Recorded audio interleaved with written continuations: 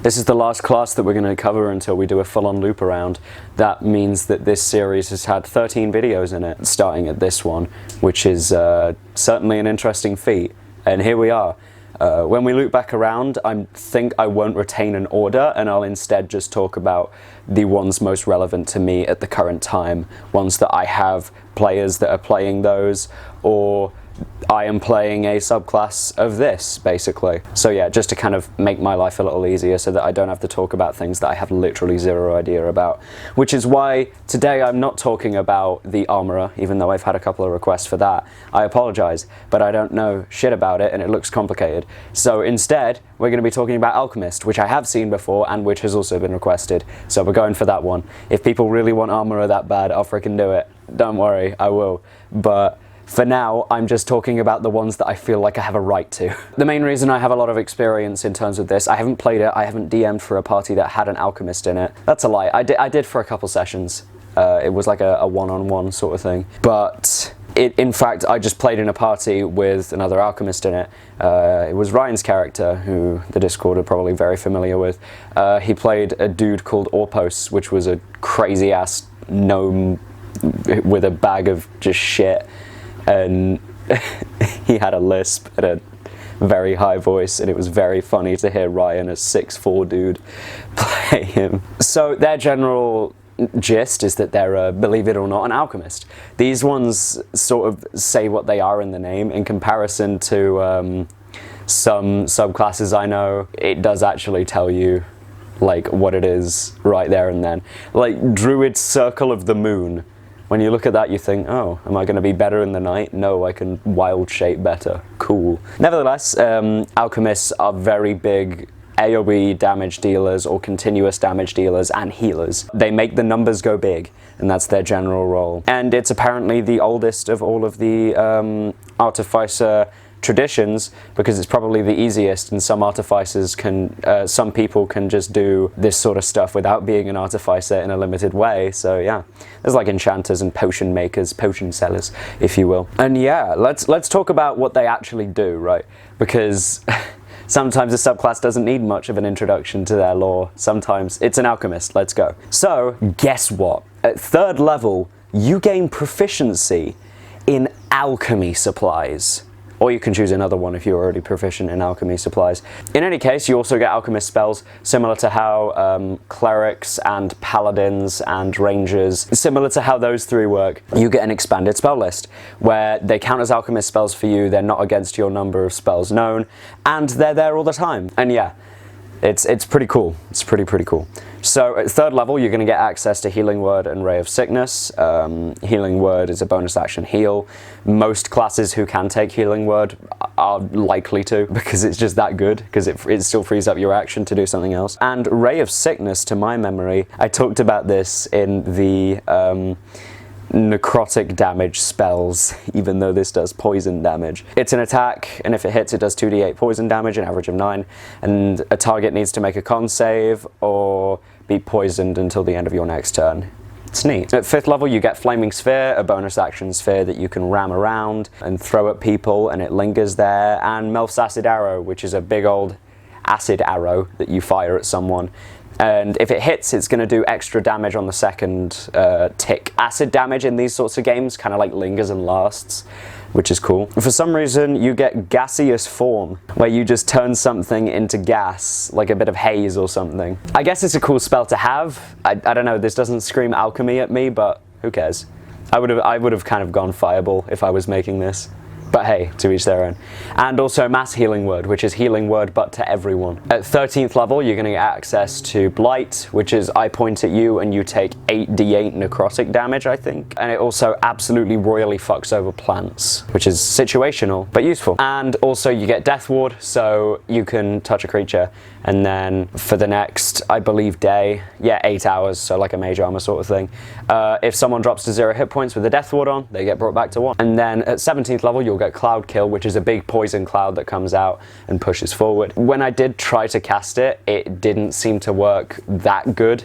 But hey, who knows, maybe you can make it work. And also Raise Dead. I don't know, some really powerful tonic that revives someone. That sounds cool. So a lot of these spells are like, hey, that's pretty cool, but these guys are half-casters, you're noticing at this point. They have the same spellcasting abilities as a paladin or a ranger, but one of their primary things is their spellcasting.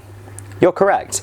And alchemists have a little offset to that in the form of a feature that they get at 5th level, which I'll talk to you about in a second, that absolutely fucking boosts it. So, at the end of a long rest, with your experimental elixir feature that you get at 3rd level as well, you roll on a table, which is a d6, and you make that elixir that's on the table. A creature can drink it as an action. In my games it would be a bonus action, or administer it to an incapacitated creature. You can also use spell slots to do it, so like if you use a 1st level spell slot you can make another one, and you need to have alchemy supplies.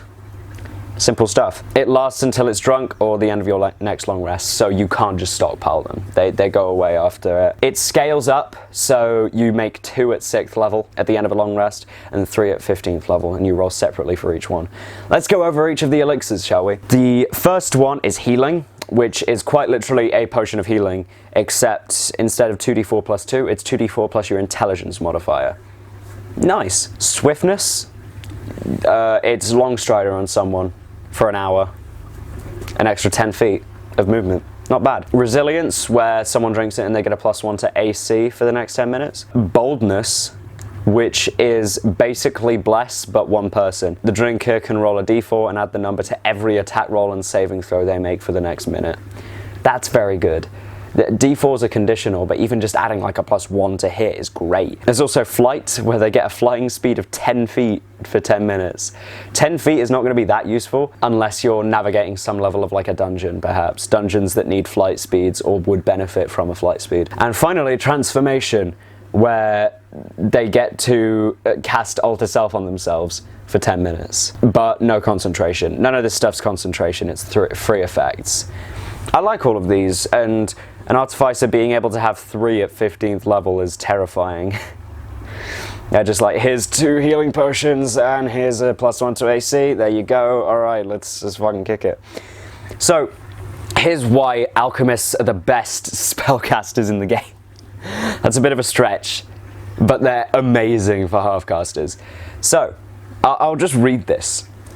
You've developed masterful command of magical chemicals, enhancing the healing and damaging you create through them. Whenever you cast a spell using your alchemist supplies as the spellcasting focus, you gain a bonus to 1 roll of the spell. That roll must restore hit points or be a damage roll that deals acid, fire, necrotic, or poison damage, and the bonus equals your intelligence modifier, minimum of 1. Now, when you're like Ryan's character and you have 20 intelligence, that means your healing word, your bonus action, does a minimum of 11 healing and a max of 14, which I love. It's great. Acid, fire, necrotic, and poison are the main 4 damage types, especially for this subclass, which is great. So you're going to be able to add your intelligence modifier to that, including cantrips and the like that would do the same thing. You can spam Firebolt, and at level 5 you'll have 2d10 plus 5. The fighter will be crying when you do this. And yeah, it really makes those spell slots feel more worth it, because Artificers have a more spellcastery spell list. Not all of them are concentration effects that are going to linger for a while. Some of them are just big things. Like Rangers and Paladins mostly have continual effect concentration spells because they don't have as many spell slots to work with. Artificers don't have as many spell slots to work with either, but an alchemist can just make them work anyway. It's great. It definitely narrows down your playstyle a little bit in terms of, well, now I just have to deal massive damage. But hey, I think massive damage is fun as fuck, so I mean, yeah. So, Restorative Reagents is your 9th level feature. From here, we're going into uncharted territory. We did not get to 9th level in our game. So, when you create an experimental elixir, that feature from level 3, the creature that also drinks it gains temp HP, equal to 2d6 plus your intelligence modifier. So that's an extra average of 12 temp HP on top of that. Because if you're an Alchemist Artificer, you gotta have 20 intelligence. It's gonna fucking buff you to shit. And you also get lesser restoration for free, a number of times equal to your intelligence modifier. This class really needs intelligence. And you get it back on a long rest. That's very good. It allows you to do all sorts Lesser Restoration ends a disease or condition affecting it. The conditions can be blinded, deafened, paralyzed, or poisoned. So kind of like the physical ones, the ones that would mess you up. Poisoned is very useful for, in particular, my games that I'm running right now that involve a lot of poison. So yeah, spamming Lesser Restoration a buttload of times, that's cool. Imagine like bonus action, healing wording, and then Lesser Restorationing. In my games I allow that. Multi-spell casting in a turn. Makes the turns more fun. Chemical Mastery at 15th level sounds awesome. You gain resistance to acid and poison damage and you're immune to being poisoned. That's great. You've just been exposed to freaking chemicals so much. And once a day, as long as you're using alchemy supplies, you can also cast Greater Restoration and Heal without expending a spell slot, preparing a spell, or material components. Greater Restoration would need 100 gold worth of diamond dust to be cast, but in this instance it does not. At 15th level, I think that's balanced, and I think it's very cool. Heal is a free 70 hit points back to a creature. Heal is like not a roll though, so it wouldn't benefit from the additional intelligence modifier to healing, but still, very, very good. And yeah, they both end after a long rest. Yeah, the only cop-out is it's once a day. But I think here, due to the wording, I think it also adds these to your spell list.